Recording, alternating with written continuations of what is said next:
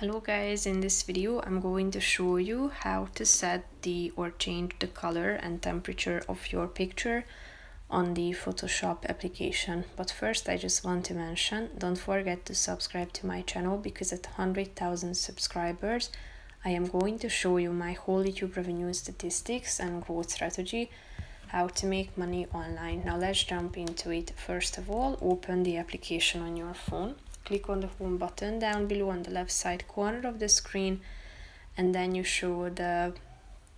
click on the photo editor option.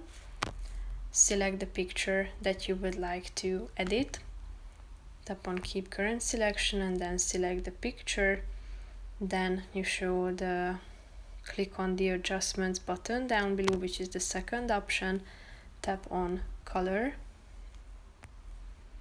And here you can set the temperature as you tap on it, and here you have a slide in the middle of the screen so that you can set the temperature, you can set the tint, you have the vibrance feature that you can also adjust, as well as the saturation of your picture. So that's how you can change and alter the color of your picture.